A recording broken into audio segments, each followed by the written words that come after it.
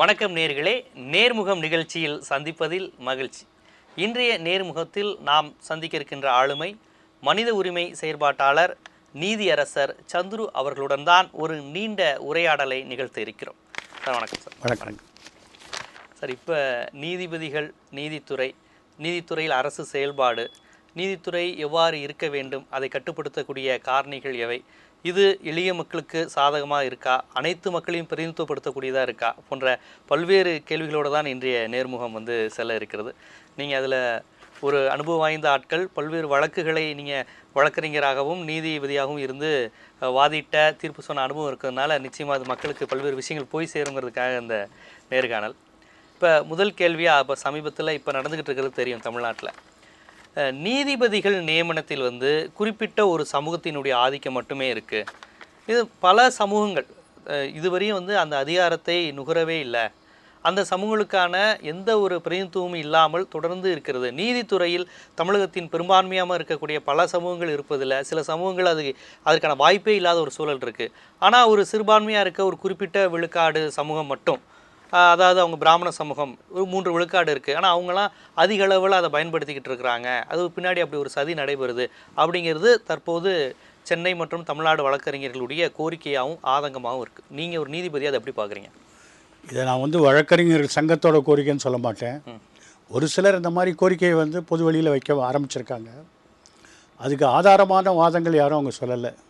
இப்போ நீதித்துறைன்னு சொல்லும்போது கீழமை நீதிமன்றங்கள் இருக்குது, உயர் நீதிமன்றம் இருக்குது. ரெண்டுத்துக்கும் 2 விதமான நியமன முறை இருக்குது.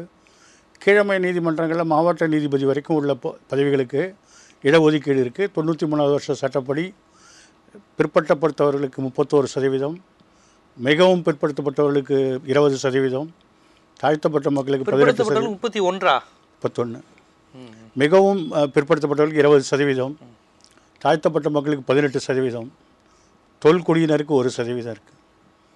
இப்போ இந்த கீழமை நீதிமன்றங்களில் கேள்வி தேர்வு எழுதி அதுக்கு பிறகு நேர்முக பேட்டியில் வெற்றி பெறவர்கள்லாம் போடுறாங்க. கடந்த வருஷம் ஆரம்பகட்ட பதவியில், அதாவது முன்சீஃப் பதவியில், அதை சிவில் ஜட்ஜ் ஜூனியர் டிவிஷன் சொல்கிறாங்க. அதில்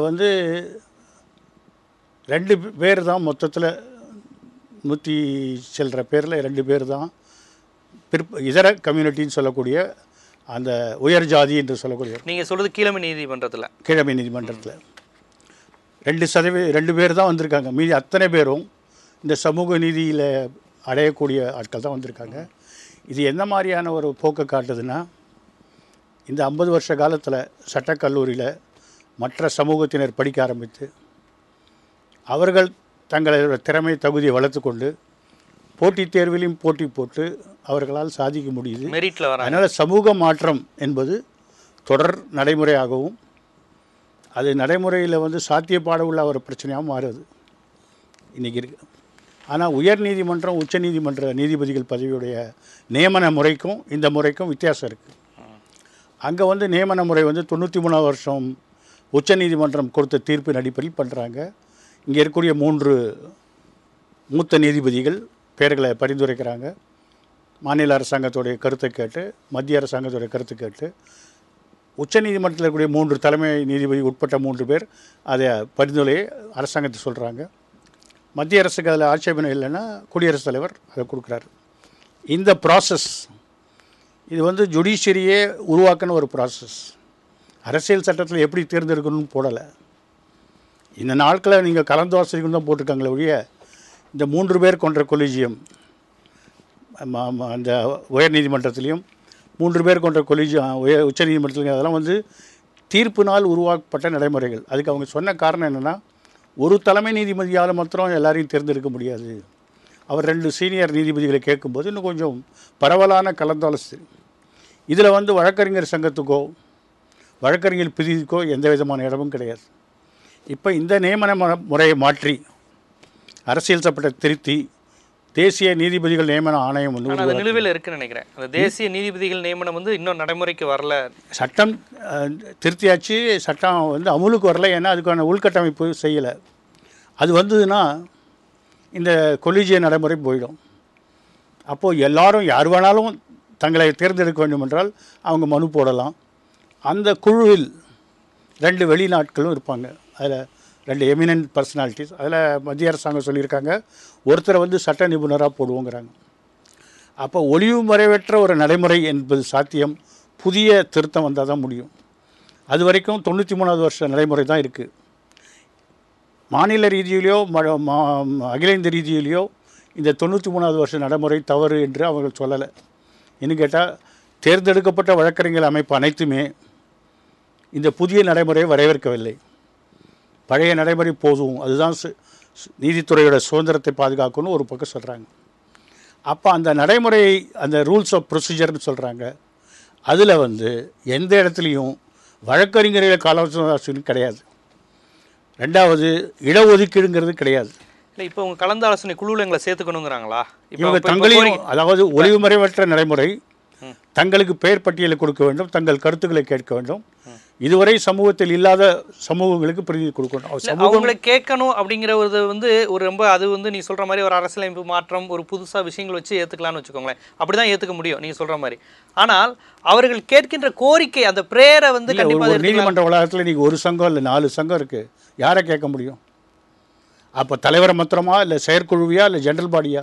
இதெல்லாம் வந்து சில நடைமுறைகள் வந்து சில பேர் ஏற்றுக்கொள்ள. இப்போ அமெரிக்காவுடைய உச்சநீதிமன்றத்தில் தேர்ந்தெடுக்கப்பட்ட குடியரசுத் தலைவர் அவர் விரும்புகிறவங்களெல்லாம் நான் நீதிபதியாக நியமிக்க முடியும்.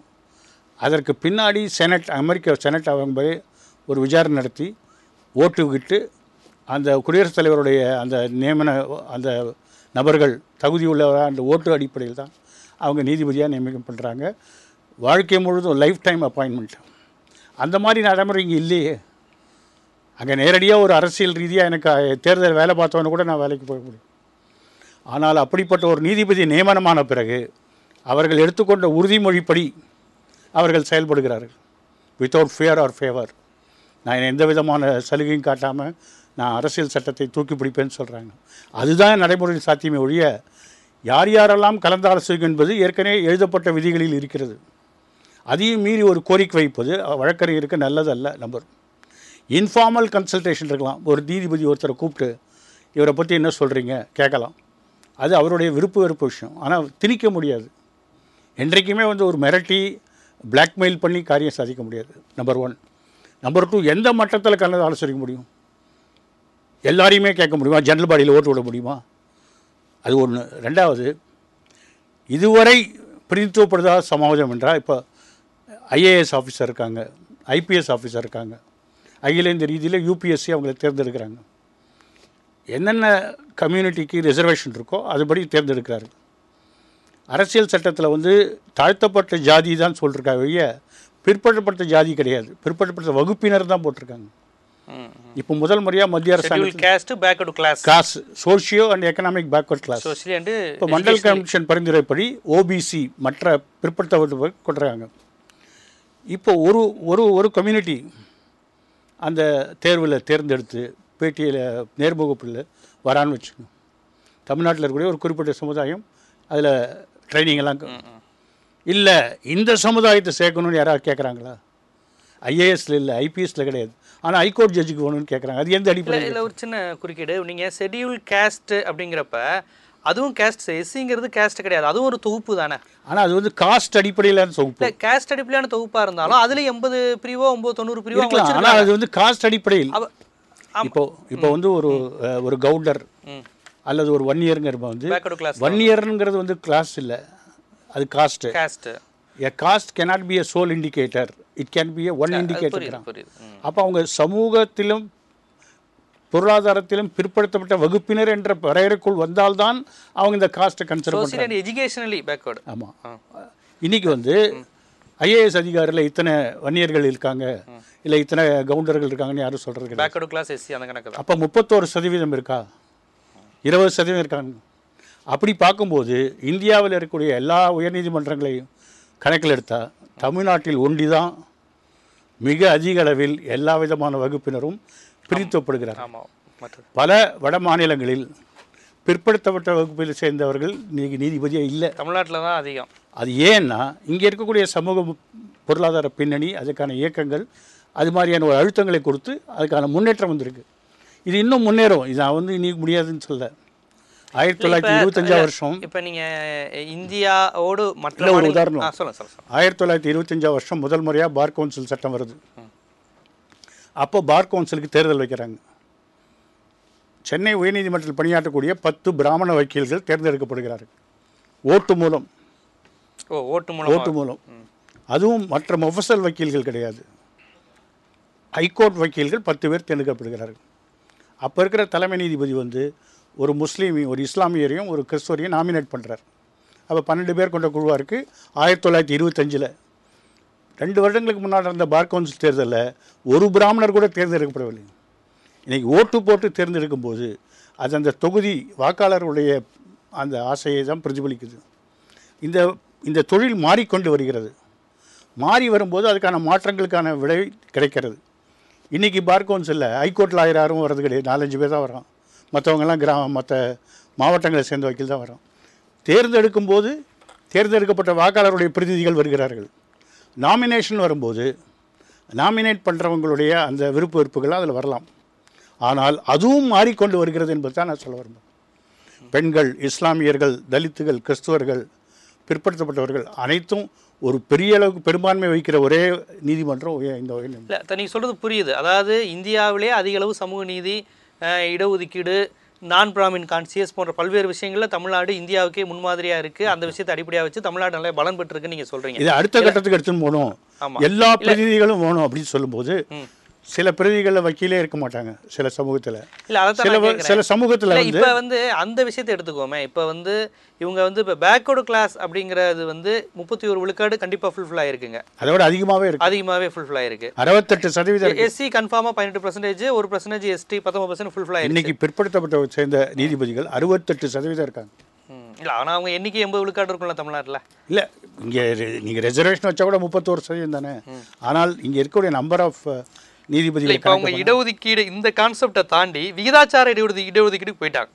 அந்தந்த எண்ணிக்கை கேட்டாப்புல. இப்போ அவங்க இப்போ பால் கனகராஜா இருக்கட்டும், இந்த போராடுகிறவர்கள் ரஜினிகாந்த், பால் கனகராஜ், அதுக்கெல்லாம் சட்ட அடிப்படை என்னன்னு கேட்குறாரு. இல்லை, அவங்க என்ன கேட்குறாங்க, ஒரு பெரும்பான்மை அரசியல் சட்டத்தில் இடஒதுக்கீடு இல்லை. ஒரு ஒரு ஒரு பொது நிறுவனத்தில் ஆட்கள் எடுக்கும்போது அதுக்கான விதிமுறைகளை பின்பற்ற வேண்டும். யார் அந்த விதிமுறைகளை பின்பற்ற வேண்டும் என்பது ஏற்கனவே தெளிவுபடுத்தப்பட்டிருக்கு. அவங்க வந்து பார்வையில் இவர்களெல்லாம் ஹைகோர்ட் நீதிபதியாக இருப்பதற்கு நியாயமானவர்கள் என்று முடிவு செய்கிறார்கள். அந்த முடிவு ஏற்றுக்கொள்ளப்படுகிறது, குடியரசுத் தலைவர் கொடுக்குறார். ஆனால் இவங்க ஒரு கோரிக்கை வைக்கும்போது அரசியல் சட்டத்தில் அப்படிப்பட்ட ஒரு கோரிக்கை இருக்கா? ஒரு வழக்கறிஞரை வந்து ஒரு கோரிக்கை வைக்கும்போது சட்ட ரீதியான கோரிக்கை தான் வைக்க முடியும், சட்டத்துக்கு அப்பாற்பட்ட கோரிக்கை இல்லை. இப்போ அவங்க கேட்பது வந்து நீதிபதிகள் நியமனத்தில் வந்து இந்த நாட்டில் சிறுபான்மையாக இருக்கக்கூடிய, அதாவது ஆதிக்க சமூகமாக இருக்கக்கூடிய ஒரு சமூகம் வந்து பெரும்பான்மையாக இருக்குது. 2 விழுக்காடு இருக்கக்கூடியவங்க அதில் 50-60 விழுக்காடு ஆக்கிரமிச்சிடுறாங்க. இதில் வந்து இடஒதுக்கீடு இல்லை. நீங்கள் இடஒதுக்கீடு இதில் சட்டப்படி கேட்க முடியாது. நீங்கள் சொல்கிறது அதை தான் சொல்கிறீங்க. ஒரு காலத்தில் 15 பேர் இந்த இடத்துல நீங்கள் 2 பேர் இருக்கலாம், 5 பேர் இருக்கலாம். மாற்றம் தொடர்ந்து நடைபெற்று வருகிறது.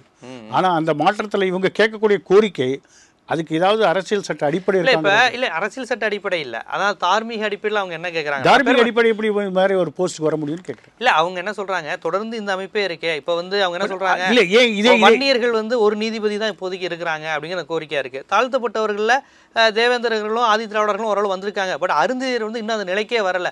ஒரு வாய்ப்பு, ஒரு பாதையை நீங்கள் அமைச்சு தந்தால் அருந்ததியினருக்கு 3.5% ஒதுக்கீடு செஞ்சுருக்காங்க. ஆமாம், அந்த இடஒதுக்கீடு எழுத்து யார் கேஸ் போட்டிருக்கா? அந்த தாழ்த்தப்பட்ட சங்கத்தை சேர்ந்தவங்க தான் கேஸ் போட்டிருக்காங்க. அது அவங்களுக்குள்ள உள்ள அரசியல். நாளைக்கு அது வந்து சட்டப்படி ஏற்றுக்கொள்ளலாம், ஏற்றுக்கொள்ளாமல் இருக்கலாம்.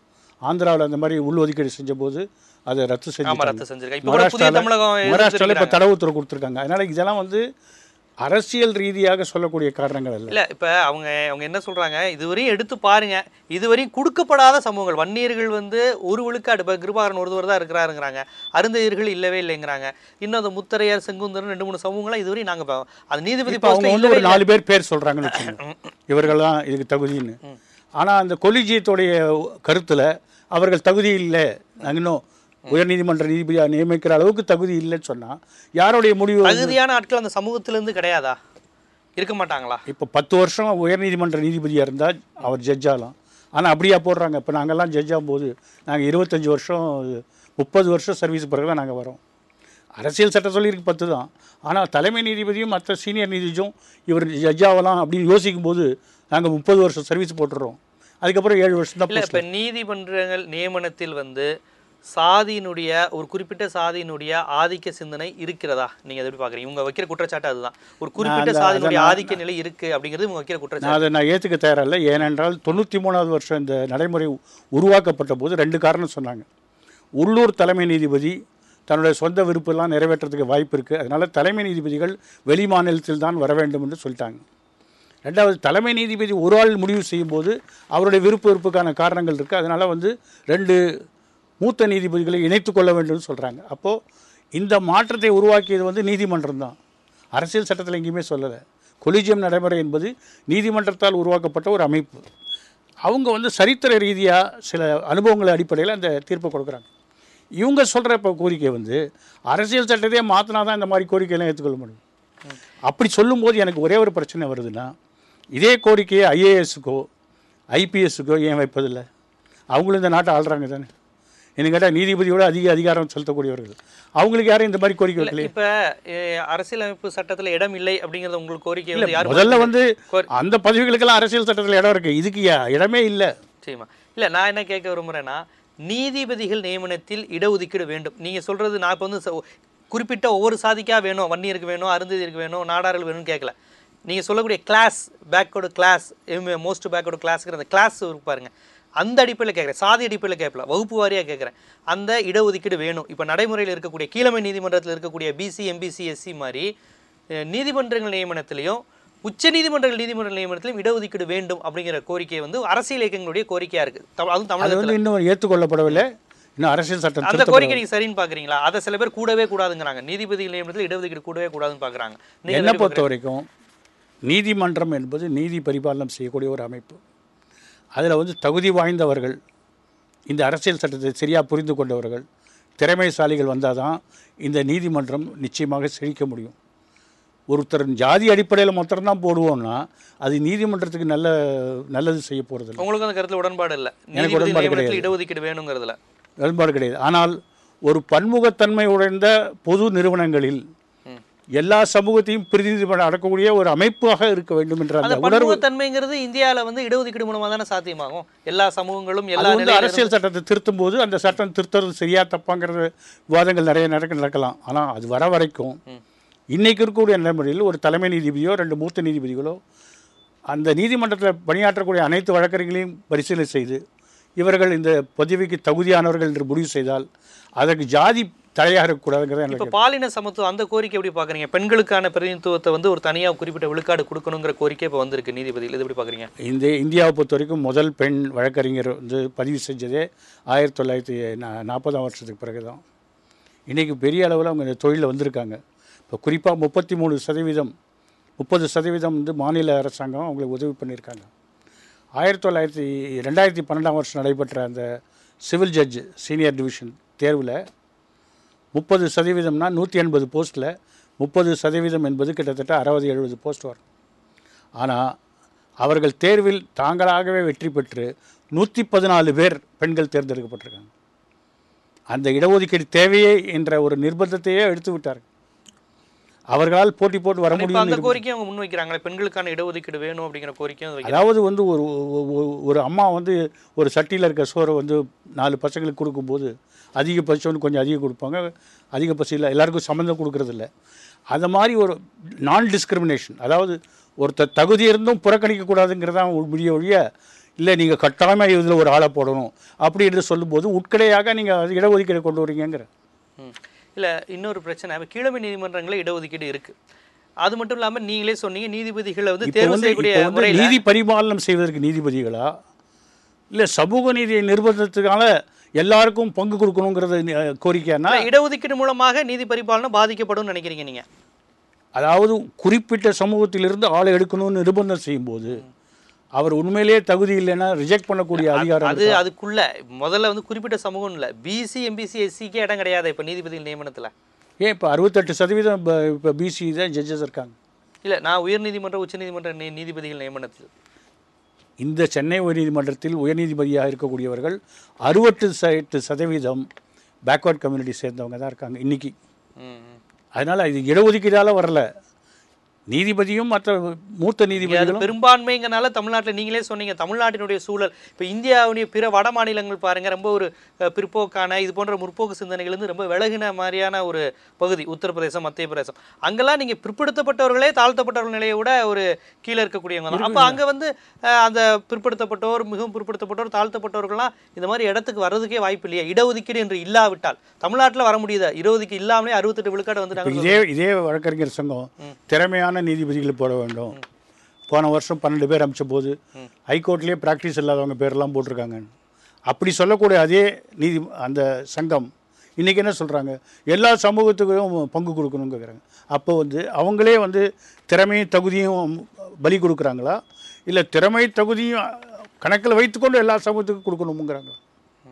இல்லை, பெரும்பாலும் இப்போ இன்னொரு விஷயம் பொதுவாக எழுது, அதாவது இடஒதுக்கீடு இல்லாத இடங்கள்ல பெரும்பாலும் பிற்படுத்தப்பட்டவர் தாழ்த்தப்பட்டவர் வருவது கிடையாது. இன்னைக்கு 9 போஸ்ட்டுக்கு போயிருக்குன்னு வச்சுங்க. அதில் 6 பேர் வந்து வக்கீல் அதில் வராங்க, 3 பேர் மாவட்ட நீதிபதி. இந்த 6 பேர் இப்போ இருக்கிறதா சொல்லக்கூடியவங்க யாரும் எந்த விதத்துலேயும் வந்து திறமை இல்லாத ஆட்கள் கிடையாது. நாளைக்கு ஒரு திறமையான ஆட்களை போடுறோம், நாளைக்கு மக்களுடைய பிரச்சனைகள் தீர்க்க வேண்டும் அப்படின்னு சொல்லும்போது திறமையான ஆட்களை போடுறோம். யாரும் குறை சொல்ல. ஆனால் போன தடவை 12 பேர் போகும்போது இதில் திறமையற்றவர்கள் இருக்கிறார்கள், ஹைகோர்ட்லேயே ப்ராக்டிஸ் பண்ணாதவங்க இருக்காங்க, இவங்கெல்லாம் யாருன்னு எங்களுக்கு தெரியலேன்னு சொன்னவர்கள் இன்றைக்கு அவங்க கோரிக்கையே மாற்றிட்டாங்க. இல்லை, இன்றைக்கி ஒரு பொதுவான ஒரு விஷயம் வருது, இடஒதுக்கீடு நேர் எதிர் தகுதி திறமை அப்படிங்கிறது ஒரு பொதுவான வாதமாக வருது. இல்லை, நான் என்ன கேட்குறேன்னா, இந்த இந்தியாவில் எங்கெல்லாம் இடஒதுக்கீடு இல்லையோ அங்கே வந்து பிற்படுத்தப்பட்டவர்களும் தாழ்த்தப்பட்டவர்களும் இருப்பதே இல்லை. இப்போ உச்சநீதிமன்றத்தில் பார்த்தீங்கன்னா தாழ்த்தப்பட்டவர்கள் இன்றைக்கி ஒருவரோ 2 பேரோ அந்த மாதிரி தான் இருக்கிறாங்க, பிற்படுத்தப்பட்டவரும் கிடையாது. பெரும்பாலும் அங்கே இருக்கக்கூடிய தான் இருக்கிறாங்க. அந்த மாற்றம் சட்டம் மூலமாக வரணுமா? இல்லை, எனக்கு இங்கே இல்லை, அது இல்லாத போது குறிப்பிட்ட ஒரு சமூகம் மட்டும் தானே தொடர்ந்து எல்லா இடத்தையும் ஃபில்அப் பண்ணக்கூடிய ஒரு நிலை வருது. அப்பதான் இந்த குரல் வருது. நான் கேட்குறேன், இந்த நீதிபதி நியமனம் கொலிஜியத்தோடைய சிபாரிசு, சுப்ரீம் கோர்ட் கொலிஜியம் அதை ஏற்றுக்கிறாங்கன்னு வச்சு, அவங்க மேலே எந்த விதமான குறையும் இல்லை, நாளைக்கு நியமனம் பண்ணுறாங்க. ஏற்றுன பிறகு அவர்கள் தகுதியான ஆட்களாக ஆயிடுறாங்கன்னு வச்சுங்க, அவங்க போகிறாங்க.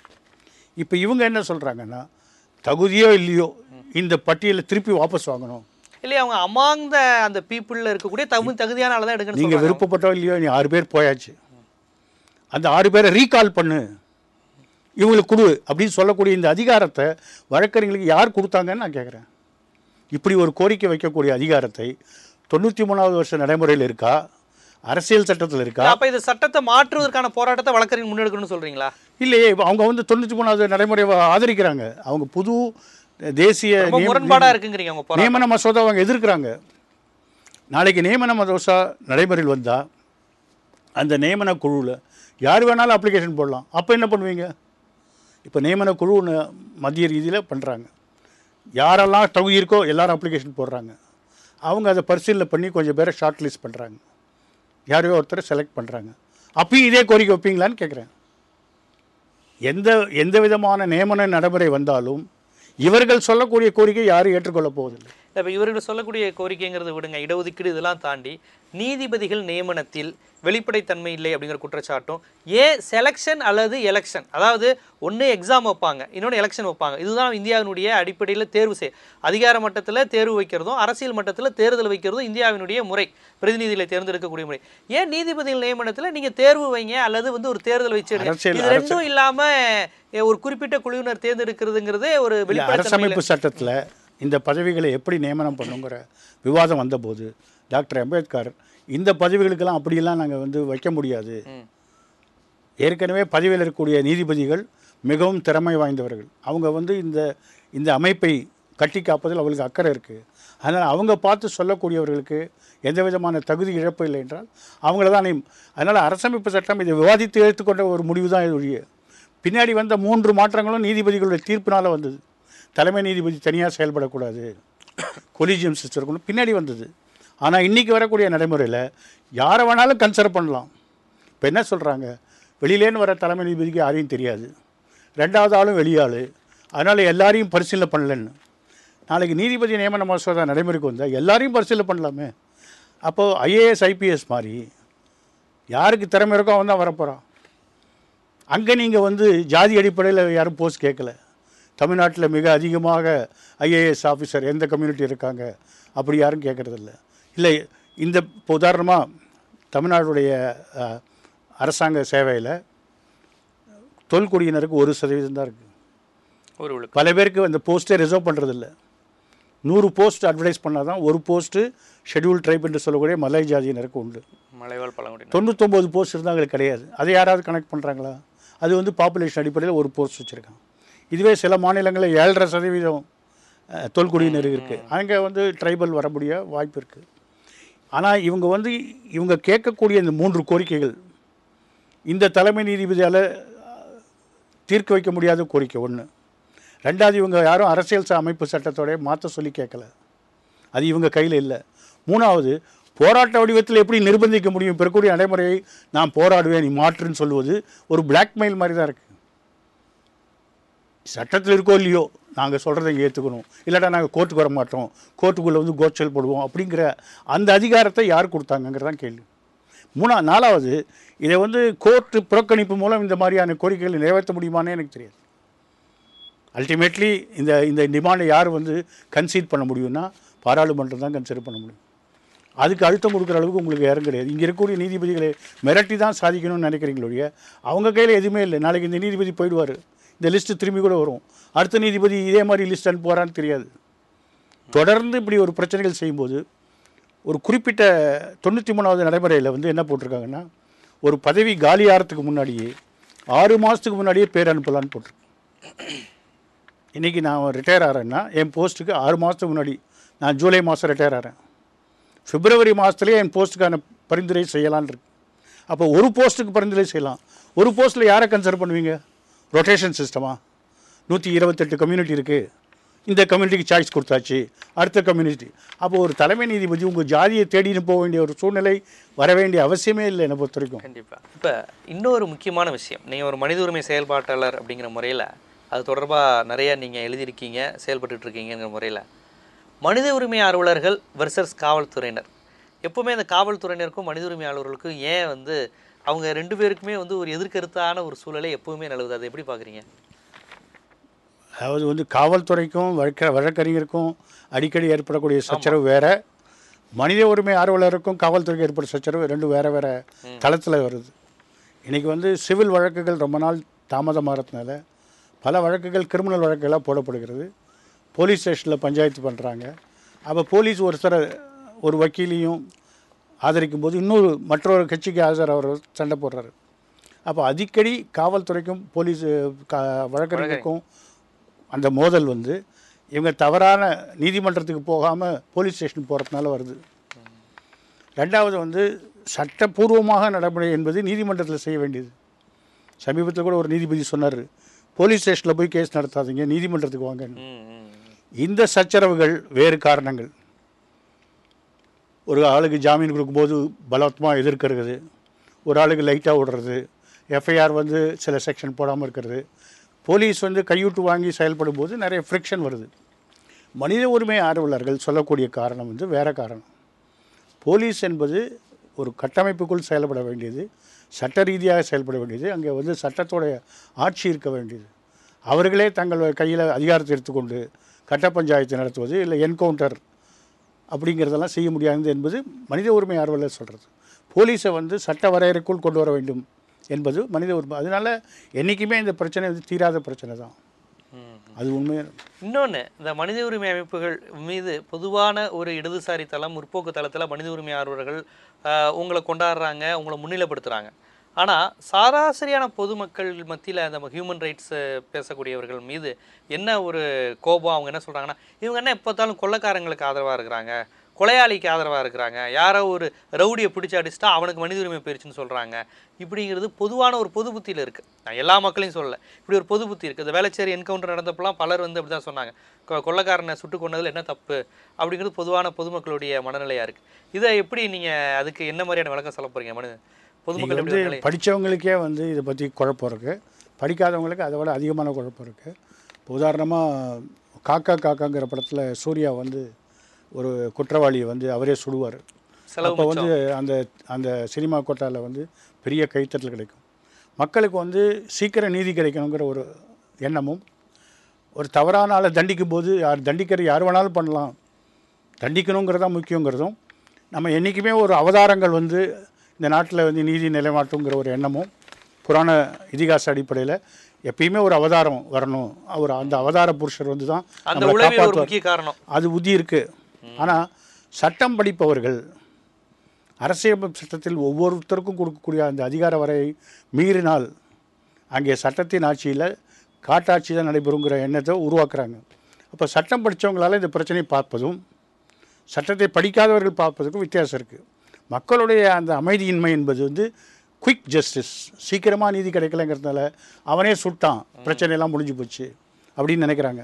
ஆனால் இன்றைக்கி ஒருத்தர் குற்றவாளி என்பது நீதிமன்றம் முடிவு செய்ய வேண்டியது.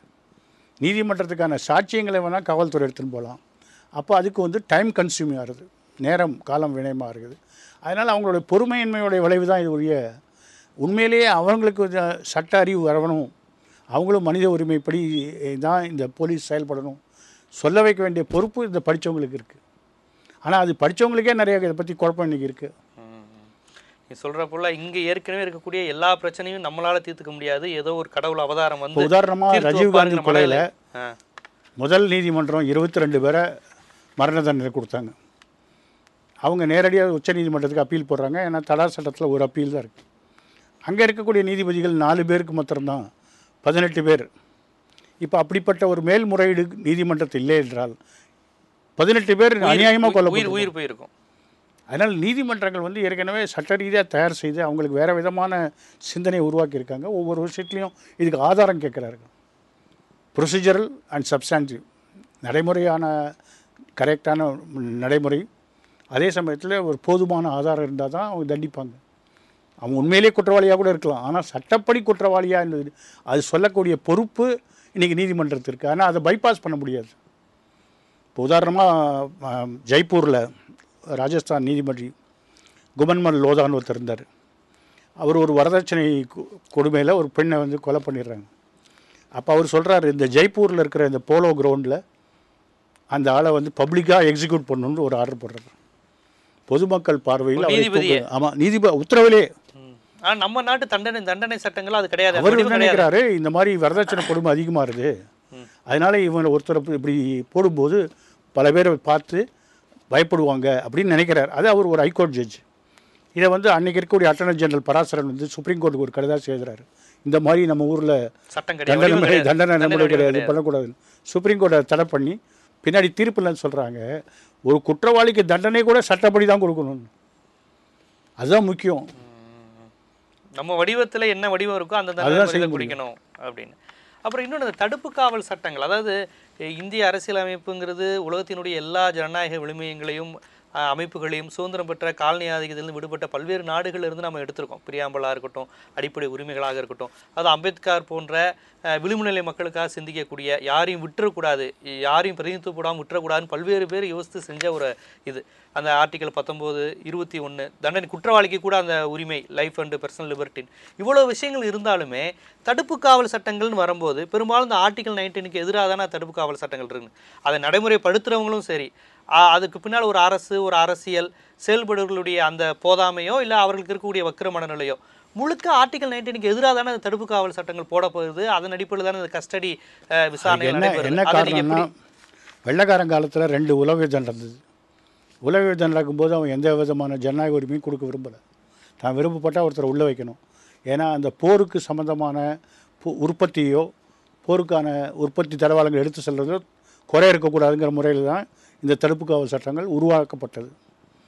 அரசியல் அமைப்பு சட்டத்தில் நம்ம நீங்கள் சொன்ன மாதிரி பல அரசியல் சட்டத்திலிருந்து பல பகுதிகளை வாங்கியிருக்காங்க. ஆனால் எங்கேயுமே வாங்காமல் ஒரு புதிய பிரிவு இங்கே இருக்குன்னா அது 22வது பிரிவு. 22வது பிரிவில் தடுப்பு காவல் சட்டம் இந்தியாவில் சட்டப்படி செல்லும் என்று சொல்லிவிட்டார்கள்.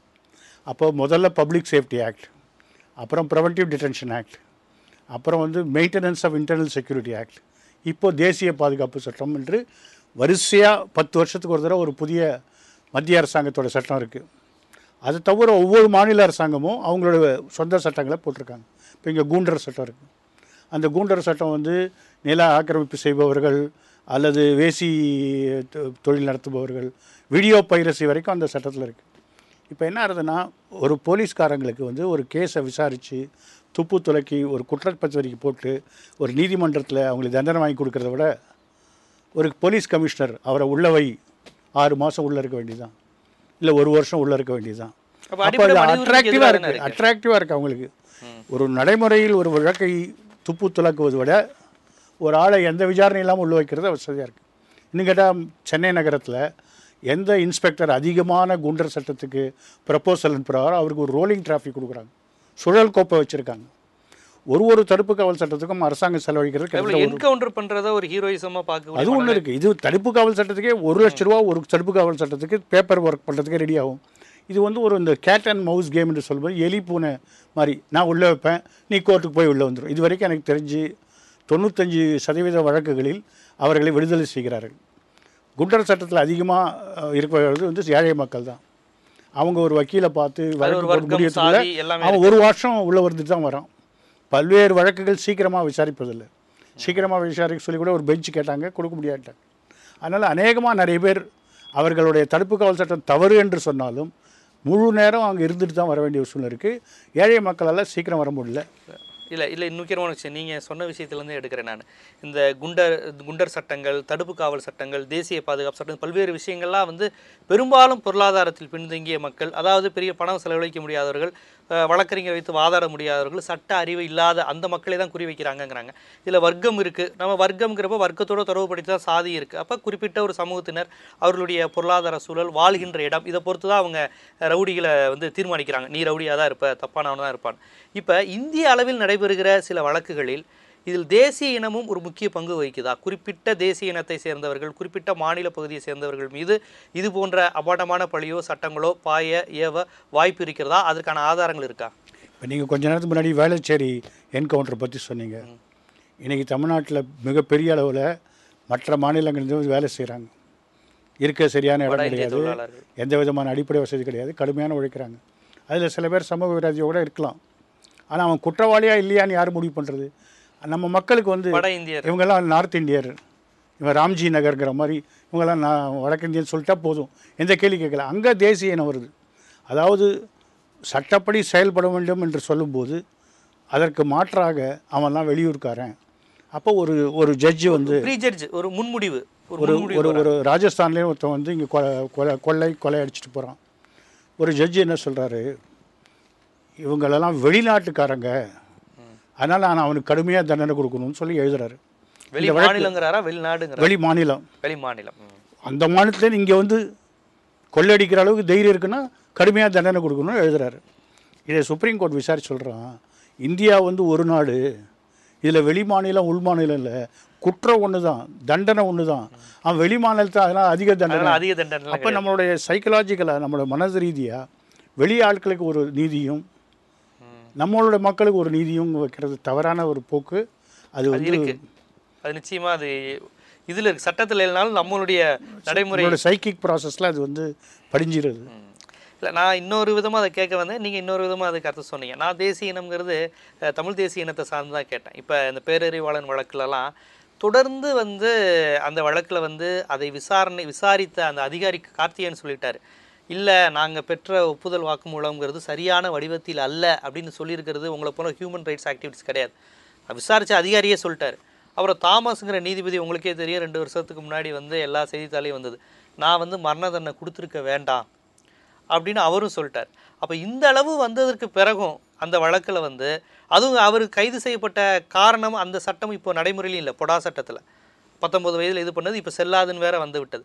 இவ்வளவு வந்ததுக்கு அப்புறமும் வந்து அந்த வழக்கில் வந்து இந்திய அரசு ஏன் வந்து விடுவிக்கப்பட்டு விடக்கூடாதுங்கிற முறையில் தொடர்ந்து அந்த இது விஷயம் வந்து நடைபெற்று கொண்டே இருக்கிறது. அது காங்கிரஸ் அரசின் பார்வையாக மட்டும் இல்லை, ஒட்டுமொத்த நடுவண் அரசின் பார்வையாகவும் அந்த பேரறிவாளன் வழக்கு தொடர்ந்து நீடிக்கப்பட்டு வருது.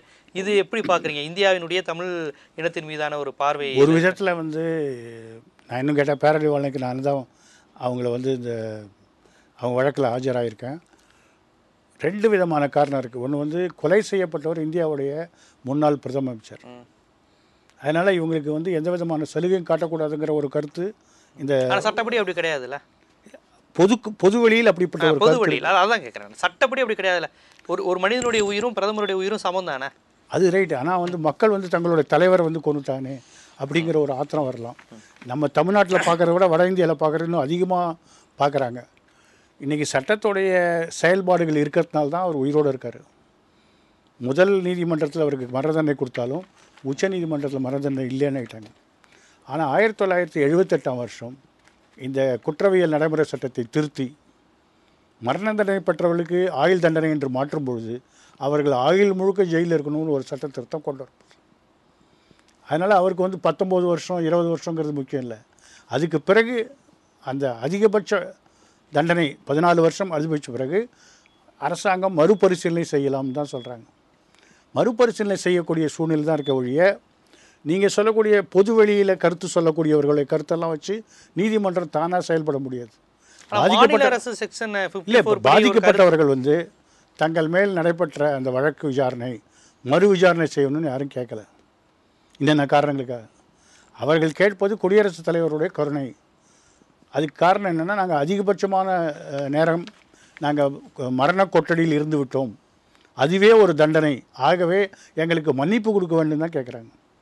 அந்த மன்னிப்பு கொடுப்பதற்கு மாநில அரசாங்கத்துக்கு அதிகாரம் இருக்கா இல்லையாங்கிறது தான் இப்போ உச்சநீதிமன்றம். அதனால் சில வழக்குகள் அதனுடைய தன்மையை கருதி பல சிக்கலில் சூழ்பட்டு பல்வேறு காரணங்களால் தாமதம் ஆகிறதுக்கு வாய்ப்பு இருக்குது. நம்ம ஊரில் தாமதிக்கப்பட்ட நீதி மறுக்கப்பட்ட நீதி சொன்னால் கூட, இப்போ போன வாரம் கூட ஒருத்தர் 12 வருஷம் உள்ளே இருக்கார், யாரோ ஒருத்தர் கண்டுபிடிச்சி வெளில ஜாமீனில் வராங்க. அப்படி எவ்வளோ பேர் இருக்காங்க. ஆனால் அப்படி இல்லாமல் இவர்களுடைய வழக்கில் கம்ப்யூட்டரான திறமையான வக்கீல்கள் வாதாடி இருக்காங்க, மரண தண்டனையில் விடுதலைப்பட்டிருக்காங்க. இப்போ அந்த மரண தண்டனையில் விடுபட்ட பிறகும் ஆயுள் தண்டனை குறைத்து அவர்களை வெளியில் விட மாநில அரசாங்கத்துக்கு அதிகாரம் இருக்குன்னா 2 முறை நம்முடைய சட்டமன்றம் அதுக்கு தீர்மானம் நிறைவேற்றிருக்கு. இதெல்லாம் யாருக்கும் நடக்காத விஷயம். பல்வேறு அரசியல் காரணங்களுக்காக அது தாமதப்படுகிறது. அதுக்கு வந்து அவருடைய பின்னணி காரணம் இல்லை, இந்த கொலை யாரை செஞ்சாங்கிற ஒரு பெரிய காரணம் தான். காங்கிரஸோ பாஜக அரசோ அதில் வந்து அவங்க எந்த விதமான கருணையும் காட்ட தயாராக இல்லை. இதை ஒரு மாடலாக வைக்கிறாங்க. மொழி, வர்க்கம், தேசிய இனம், பார்வை, முன்முடிவுகள், இது எல்லாம் சேர்ந்து நீதித்துறையை என்ன அளவுக்கு பாடுபடுத்துது, அது நடைமுறையிலிருந்து அதனுடைய சட்டத்தின் நடைமுறையிலிருந்து இவர்களுடைய நடைமுறை பொது புத்தி எந்த அளவுக்கு அதில் வினையாற்றுது அப்படிங்கிறது ரொம்ப அழகாக அவங்க அனுபவத்தில் சொன்னீங்க. நான் தொடர்பாக கேட்குறேன், இப்போ நான் பேசின விஷயங்கள்லேருந்து கொஞ்சம் இது வித்தியாசமானது. இந்த நீதித்துறையினுடைய தீர்ப்புகள், நீதிபதியினுடைய மனநிலை, இதில் வந்து இந்த சமூகத்தில் நிலவுகின்ற நிலவுடைமை சாதிய மனநிலை வந்து வெளிப்படுதா? வெளிப்படுதுன்னா என்ன கிரவுண்டில் அது வெளிப்படுதுன்னு நினைக்கிறீங்க? ஒரு பக்கத்தில் வந்து நீதிபதி என்பவர் வந்து தன்னுடைய வெறுப்புக்கு அப்பாற்பட்டு சட்ட ரீதியாக வழக்குகளை முடிவு பண்ணுறாங்க. ஆனால் உள்ளுணர்வு சார்பாக சில வர்க்க சில ஜாதி பாகுபாடு மனசில் இருக்கிறதுக்கு வாய்ப்பு இருக்குது. அது வந்து இந்த நாட்டில் இல்லை, எல்லா நாட்டிலையும் உண்டு. இப்போ உதாரணமாக அமெரிக்காவில் இருக்கக்கூடிய மரண தண்டனை 50 வருஷத்துக்கு ஆம்னஸ்டி இன்டர்நேஷ்னல் ஒரு சர்வே பண்ணாங்க. அவங்க 3 காரணம் சொல்லியிருக்காங்க. அவன் வந்து கருப்பினத்தை சேர்ந்தவன், நல்ல வக்கீலை வைக்க முடியாதவன், நீதிபதி மறுபடியும் அந்த பதவிக்கு போட்டியிடுவதனால் நிறவெறியோட மறுபடியும் அந்த போஸ்ட்டுக்கு வரங்கிறதுனால தன்னுடைய மக்களுக்கு நான் ரொம்ப கடுமையான நீதிபதின்னு காட்டுறதுக்காக இந்த 3 காரணத்தை தான் அவங்க கண்டுபிடிச்சிருக்காங்க. அந்த 3 காரணமும் இந்தியாவுக்கும் பொருந்தும். இந்தியாவில் ஏழை, நல்ல வக்கீல் வைக்க முடியல, ஜாதி கீழ்பட்ட ஜாதியை சேர்ந்தவர்கள், 3வது இங்கே நீதிபதிக்கு வந்து தேர்தல் கிடையாது, ஆனால் நான் கடுமையாக தண்டிக்கக்கூடியபோது ப்ரமோஷனுக்கான வாய்ப்பு இருக்குங்கிறது இருக்குது. அதனால் இதெல்லாம் உட்கடையான காரணங்கள் என்றைக்குமே இருந்து தான் இருக்குது. இல்லை, ஏன்னா இப்போ சமீப காலமாக இந்த காதல் திருமணங்கள், குறிப்பாக வந்து சட்டம்ங்கிறது காதலுக்கு சார்பாக இருக்குது. 18 வயசா 21 வயசான்னு மட்டும்தான் சட்டம் பார்க்குது. ஆனால் அந்த சட்டத்தை நடைமுறைப்படுத்தக்கூடிய இடத்தில் இருக்கக்கூடிய காவல்துறையினராக இருக்கட்டும், நீதிபதிகளாக இருக்கட்டும், வழக்கறிஞர்களாக இருக்கட்டும், இதில் பல விஷயங்களில் வந்து சமீப காலமாக அந்த காதல் திருமணங்கள்லாம் வந்து பெரும்பாலும் வந்து பெற்றோர்களிடம் செல்வேன் என்று அந்த பெண் சொல்கிற வரையும் அந்த நீதிபதிகள் காத்திருக்கிறாங்க அப்படிங்கிற மாதிரி குற்றச்சாட்டு வந்தது. அது சில உதாரணங்கள் அனுபவங்கள்லாம் சொல்ல முடியும், உங்களுக்கே அதெல்லாம் தெரியும். அப்போ இந்த இடத்துல இவ்வளோ பெரிய ஒரு இந்திய அரசியல் ஜனநாயகத்தினுடைய சட்டத்தையும் மீறி இந்த சமூகத்தினுடைய சராசரி மனநிலை, அது குடும்ப அமைப்பு, அந்த சாதி அமைப்பு, நிலவுடைமை அமைப்பு, அதுதான் அங்கே வெற்றி பெற வைக்குதா நீதிபதியிலிருந்து ஒரு சாதாரண கிளர்ச்சி? அப்படி சொல்ல முடியாது. ஏன்னா பகவான் தாஸ்ங்கிற வழக்கிலையும் லதா சிங்கிற வழக்கிலையும் சுப்ரீம் கோர்ட் சொன்னால் கௌரவ கொலையில் எந்த கௌரவம் கிடையாது, எல்லா கொலையும் மாதிரி அது ஒரு மோசமான கொலை, அதனால் எல்லாரையும் தண்டிக்கணும்னு சொல்லியிருக்காங்க. 2வது, எந்த மாவட்ட நீதியில் நடைபெறுதோ அந்த மாவட்ட ஆட்சியரும் மாவட்டத்துடைய சூப்பரண்ட் ஆஃப் போலீஸ் காவல்துறை மேற்பார்வையாளரும் அவங்க போதுமான நடவடிக்கை இல்லைன்னா அவங்களையும் தண்டிக்கணும்னு ஒரு சர்க்குலர் அமைச்சிருக்காங்க. ஆனால் நம்முடைய ஜாதி சார்ந்த சமுதாயத்தில் அந்த பதவியில் இருக்கக்கூடிய அதிகாரிகளே கூட இப்படிப்பட்ட காரணங்களுக்கு போகிறதுக்கான வாய்ப்பு இருக்குது. இப்போ உசிலம்பட்டியில் அந்த இன்ஸ்பெக்டர் வத்தலகுண்டு இன்ஸ்பெக்டர் அந்த பொண்ணை கூட்டின்னு போய் அந்த பொண்ணு வீட்டிலே விடுறாங்க, அடுத்த நாளே தற்கொலைங்கிறாங்க. நிறைய காவல்துறை அப்போ அந்த இன்சென்சிட்டிவிட்டி, அதாவது உணர்வுபூர்வமாக தாம் அரசியல் சட்டம் சார்பாக செயல்பட வேண்டும், இந்த மாதிரியான ஜாதி மறுப்பு கல்யாணத்தை ஊக்குவிக்கணுங்க பதிலாக தாங்களும் ஒரு ஜாதி பிரதிநிதிகளாக அவங்க செயல்படுறாங்க. அப்படிப்பட்ட சூழ்நிலையில் சுப்ரீம் கோர்ட் இப்படி ஒரு தீர்ப்பு சொல்லியிருக்குன்னா நம்ம வந்து நீதித்துறையை ரெண்டாக பிரித்து பார்க்கணும். இப்போ சில இடதுசாரி அமைப்புகள் கோரிக்கை வச்சுருப்பாங்க, உங்களுக்கு தெரியும், கௌரவ கொலைகளுக்கு தனி சட்டம். ஏற்கனவே 302 செக்ஷன் இருக்குது மரண தண்டனைக்கு. எப்படி பெண்களுக்கு பாதுகாப்பு சட்டமோ, இப்போ ஆண்களுக்கும் பாதுகாப்பு சட்டம் இல்லை, பொதுவான சட்டத்தில் ஆண்கள் வருவாங்க, குழந்தைகளுக்கும் பெண்களுக்கும் தனியான ஒரு பாதுகாப்பு சட்டம் வந்து வைக்கிறாங்க. ஆர்டிகல் 15 கீழ் 3 பெண்கள் குழந்தைகளுக்கு பாதுகாப்பு இருக்குது. வரதட்சணை ஒழிப்பு, குடும்ப வன்முறை தடுப்பு சட்டத்துக்கு தனியாக சட்டம் இருக்குது, கொலைங்கிறது தனி. அது மாதிரி கொலைகள் இருந்து பிரித்து கௌரவ கொலைகள், ஏன்னா இது அண்ணன் கொள்கிறான், பெத்த அப்பா கொலை பண்ணுறாங்க, ஸோ இந்த கொலைகளை தனியாக வகைப்படுத்தி அந்த சட்டத்தின் கீழ் கௌரவ கொலைகள் தடுப்பு சட்டம்னு ஒன்று உருவாக்கி அதன் கீழ் இதை தண்டிக்கணுங்கிறது இப்போ இடதுசாரிகள் மாநாட்டில் கூட நிறைவேற்ற. ஏன் அதுபடி ஒரு தீர்மானம் தேவைன்னா, இப்போ முதல்ல வந்து வன்புணர்ச்சி இருக்குது, அதில் ஒரு பெண்ணுடைய மேலே நகைக்கீரல் இல்லைன்னா அவள் ஒப்புதல் கொடுத்தா, அவள் நடத்த கெட்டவன்னா அது வந்து ரேப் அப்படின்னு சட்டத்தை மாற்றும்போது சட்டத்தை நிறைவேற்றக்கூடிய அதிகாரிகளுடைய சிந்தனை போக்குக்கு மாற்றுறதுக்கான ஒரு வாய்ப்பு ஏற்படுகிறது. இப்போ கௌரவ கொலைன்னு ஒரு கொலை கிடையாது, கொலை தான், அது ஆணவ கொலைன்னு இப்போ பேர் சொல்லி. ஆனால் சில பேரை தண்டிக்கவே முடியல. இப்போ உதாரணமாக இந்த உசிலம்பட்டி வழக்கில் ஒரு இன்ஸ்பெக்டர் போய் அந்த ஹோமில் இருக்க பொண்ணு, மேஜரான ஒரு பொண்ணு எடுத்து போய் வீட்டில் விட இருக்கிற சூழ்நிலை எனக்கு வந்து, அப்போ அவங்களும் அதில் உடந்தையாகிறாங்க, சமூகமும் குடும்பமும் அதில் உடந்தையாகிறாங்க. ஒரு தீர்ப்பில் சொல்லியிருக்காரு ஒரு நீதிபதி, ஒரு கௌரவ கொலையில் ஒரு அண்ணன் ரோட்டில் நடக்கும்போது மற்றவெல்லாம் கேட்குறான், அண்ணனாக இருந்து இப்படி பண்ணிட்டாங்களே, நீ எல்லாம் என்னையா பண்ணேன்னு. அப்போ அவனுக்கு விடுதலை பண்ணுறாங்க, மரண தண்டனையிலேருந்து அவருடைய தண்டனை காலத்தை குறைக்கிறாங்க. அந்த பிரதர் சென்டிமெண்ட்டுங்கிறாங்களே, அந்த மாதிரி பிரதர் சென்டிமெண்ட்டுக்கெல்லாம் இடம் கிடையாது. அப்படி சட்டத்திலும் சமூகத்திலும் சந்தேகங்கள் இருக்கும்போது நாடாளுமன்றம் அதில் தலையிட்டு அந்த சட்டத்தை தெளிவாக இது குற்றம் சொல்லும்போது நிறைவேற்றக்கூடியவர்கள் இன்னும் சரியாக செயல்படுறதுக்கான வாய்ப்பு இருக்குது. தனி சட்டம் கொண்டு வரல கட்டாயம் தேவை. ஏன்னா இப்போ டவுரி டெத்துக்குலாம் அப்படி தானே, புது பெண்ணாக இருக்கணும், திருமணமாகி 7 வருடம் ஆகிருக்கணும், இது மாதிரி சில உசிலம்பட்டியில் வந்து அந்த பையனையும் பொண்ணையும் கொண்டு வந்து ஸ்டேஷனில் கொண்டு வராங்க. ஸ்டேஷனில் முன்னாடி ஒரு 300-400 பேர் சேர்ந்து எங்கள் கூட அனுப்பு பொண்ணோட வயசு 23, பையனோட வயசு 24, யார் கூட அனுப்பணும்? அவள் மிரட்டி சாதிக்கிறார்கள். ஒரு சமூகமே அந்த குற்றத்தில் ஈடுபடுது. சாட்சி சொல்ல யாரும் வரமாட்டாங்க. அப்போ போலீஸும் நடுங்கி அந்த அவங்களுடைய தனி சட்டம் போட்டால் தான் தடுக்க முடியும். ஏன்னா சமூகம் தனி சட்டம் என்பது வந்து ஒரு குறியீடு. அதனால் அந்த சட்டத்தை செயல்படுத்தக்கூடியவர்கள் சிந்தனையில் மாற்றம் கொண்டு வரதுக்கான வாய்ப்பு இருக்குது. இப்போ ஒரு காலத்தில் டவுரி டெத்துங்கிறது வந்து ஒரு குற்றமே இல்லை, வரதட்சணைங்கிறது குற்றமே இல்லை. குற்றம்னு சொல்கிற போது அதை நம்ம செய்யக்கூடாதுங்கிற ஒரு எண்ணத்தை உண்டாக்குறதுக்கான வாய்ப்பு கிடைக்குது. இப்போ இந்த மனித உரிமை செயல்பாடுகள் அப்படிங்கிறத பொறுத்தவரையும் இன்னொரு பொதுவான விஷயங்கள், இங்கே இருக்கக்கூடிய மனித உரிமை அமைப்புகள், இந்த தன்னார்வ குழு அமைப்புகள், இங்கே இந்த தலித் அரசியல், இந்த பெண்களுக்கான அரசியல், இதெல்லாம் பேசுகிறவங்க எல்லாருமே பெரும்பாலும் வெளிநாட்டு நிறுவனங்கள், அதாவது என்ஜிஓ இந்த மாதிரி அமைப்புகளாக தான் செய்கிறாங்க. இவங்க வந்து இந்தியாங்கிற அமைப்புக்கு வந்து எப்போதுமே ஒரு எதிராக செயல்படக்கூடிய ஒரு அமைப்பிலிருந்து பணம் வாங்கக்கூடியவர்கள் அப்படிங்கிற குற்றச்சாட்டை வந்து சில அமைப்புகள், சில கட்சிகள் தொடர்ந்து அதை பிரச்சாரம் செஞ்சுட்டு வராங்க. அது உண்மையாக வெளிநாட்டிலிருந்து வரக்கூடிய தொண்டு நிறுவனங்கள் இந்தியாவை ஒரு சிதைப்பதற்காக, பிளவுபடுத்துறதுக்காக இப்படி ஒரு செக்டாரை வந்து இந்தியாவுக்குள்ளே வச்சுக்கிட்டு அதன் மூலமாக அரசியல் பண்ணுறாங்க, பணம் பண்ணுறாங்க அப்படிங்கிற ஒரு குற்றச்சாட்டை அவங்க வைக்கிறாங்களே, அது உண்மையா? என்னை பொறுத்த வரைக்கும் அது வந்து ஒரு குழந்தைத்தனமான குற்றச்சாட்டு. ஏன்னா உலகமயமாக்கலின் போது உலகமே ஒரு கிராமமாக மாறிடுதுன்னு சொல்கிறாங்க. இன்றைக்கி நான் வந்து ஒரு கடையில் போய் ஒரு பொருள் வாங்கினா அது வந்து கொரியாவில் பண்ணதா சைனாவில் பண்ணதான்னு கேட்குறதில்ல. எனக்கு பொருள் அது நல்ல பொருள் இருக்குது வாங்குகிறேன். மார்க்கெட் எக்கானமி என்று சொல்லக்கூடிய சந்தை பொருளாதாரம் வந்தாச்சு. பெரும்பான்மையான மக்கள் வந்து இங்கேருந்து வெளிநாட்டில் போய் வேலை செய்கிறாங்க, பணம் அனுப்புகிறாங்க, அவங்களுக்கு பிடிச்ச காரியத்துக்கெல்லாம் பணம் அனுப்புகிறாங்க. இன்றைக்கி இந்தியாவில் இருக்கக்கூடிய அரசியல் கட்சிகளோ சமூக அமைப்புகளோ வெளிநாட்டிலேருந்து பணம் வாங்காதவங்களே கிடையாது. இன்றைக்கி மத்தியில் ஆட்சியில் இருக்கக்கூடிய பாஜக அவங்க வந்து ஃப்ரெண்ட்ஸ் ஆஃப் பிஜேபின்னு சொல்லி அமெரிக்காவில் மிகப்பெரிய அளவில் டொனேஷன் வெளிநாட்டில் வாங்குகிறாங்க. அதனால் வெளிநாட்டு பணம் உள்நாட்டு பணம்னு ஒன்றுமே கிடையாது. பணம் வெளிநாட்டிலேருந்து வரும்போது அதை கட்டுப்படுத்துறதுக்கான ஒரு சட்டம் இருக்குது, ஃபாரின் எக்ஸ்சேஞ்ச் ரெகுலேஷன் ஆக்ட். அது பத்தாது என்று சொல்லி ஃபெரா என்று பத்தாது, எஃப்சிஆர்ஏ எஃப்சிஆர்ஏ அதாவது ஃபாரின் கான்ட்ரிபியூஷன் ரெகுலேஷன் ஆக்ட் இருக்குது. ஒரு ரூபாயும் பேங்க் வழியாக வருது, அதை வந்து மத்திய உளவுத்துறை கவனிக்கிறாங்க, எங்கே செலவழிக்கிறாங்கன்னு சொல்கிறாங்க. அரசியல் ரீதிக்காக உபயோகப்படுத்தினாலோ இல்லது வன்முறையை தூண்டுவதற்கு உபயோகப்படுத்தினாலோ அந்த பணத்தை ரத்து செய்யறதுக்கு அவங்களுக்கு முழு அதிகாரம் இருக்குது, முழு கண்ட்ரோலில் இருக்குது. ஆனால் இதெல்லாம் அதிகாரப்பூர்வமாக வரக்கூடிய பணங்கள், அதிகாரப்பூர்வமற்ற வரக்கூடிய பணங்கள் ஆயிரக்கணக்கில் இருக்குது. பல்வேறு முறையில் வந்துட்டு தான் இருக்குது. அதெல்லாம் கண்ட்ரோல் பண்ணுறதுக்கு பவர் கிடையாது.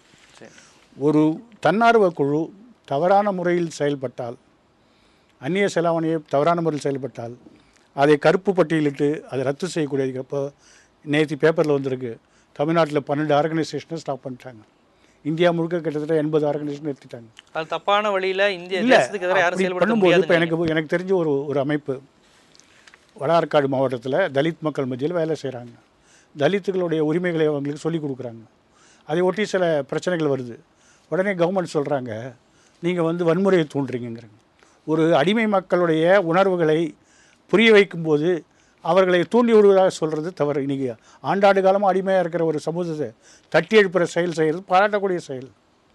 அப்போ இது ஒரு திட்டம். இன்றைக்கி இப்போ ஒருத்தர் நோபல் பிரைஸ் வாங்கியிருக்காரு, சைல்டு அப்யூஸ் தடுக்கிறாரு. அவர் வெளிநாட்டு பணம் வாங்கி தான் செஞ்சுருக்காரு. ஆனால் அவர் இன்றைக்கி நோபல் சமாதான பரிசு கொடுத்து நம்மலாம் பெருமைப்படுறோம். அதனால் சரியான முறையில் செயல்பாடுகள் இருந்தால் பாராட்டுவோம், தவறான முறையில் அவர்கள் செயல்பட்டால் அதை தண்டிப்பதற்கும் சட்டம் இருக்குது. அதனால் அவன் வெளிநாடு உள்நாடுன்னு சொல்கிறது தவறு. ஏனென்றால் இந்த நாட்டில் இருக்கக்கூடிய குற்றங்கள் எல்லாம் இந்த நாட்டிலே தீர்க்க முடியாது. பல சர்வதேச அமைப்புகள் தலையிடுறாங்க. கிரீன் பீஸ் இயக்கம் சுற்றுச்சூழலில் வராங்க, ஆம்னஸ்டி மனித உரிமை பிரச்சனை வராங்க. அவங்களாம் என்ஜிஓ மீது வரக்கூடிய பிரச்சாரம்ங்கிறது இந்த அடித்தட்டு மக்கள், வேறு விளிம்பு நிலை சிறுபான்மை மக்கள் மீதான அரசியல் மீதான தாக்குதலாக தான் பார்க்குறீங்க. ஆமாம், கட்டாயமாக. இவ்வளோ நேரமாக நம்ம நீதித்துறையில் உள்ள சிக்கல்கள், அது எதிர்கொள்ள இருக்கக்கூடிய சவால்கள், மனித உரிமை, இங்கே இருக்கக்கூடிய சாதிய நிலவுடைமை அமைப்பு, நீதித்துறையில் எந்த அளவுக்கு வர்க்கம் இருக்கிறது, பணம் விளையாடுகிறது போன்ற பல்வேறு விஷயங்கள், ஒவ்வொரு தேசிய இனத்திற்கும் இருக்கக்கூடிய பிரச்சனை போன்ற பல்வேறு விஷயங்களை ரொம்ப விரிவாக உங்களுடைய துறை சார்ந்து அதில் எந்த அளவுக்கு அரசியல் இருக்குன்னு மக்களுக்கு புரியும்படி சொன்னீங்க. அதுக்காக எங்கள் நேர்முகம் நிகழ்ச்சிக்கு வந்ததுக்காக உங்களுக்கு நாங்கள் நன்றியை தெரிவிச்சுக்கிறோம். நன்றி. மீண்டும் நேர்முகம் நிகழ்ச்சியில் மற்றொரு ஆளுமையினும் சந்திக்கும் வரை உங்களிடமிருந்து விடைபெறுவது ஜீவ சகாப்தன்.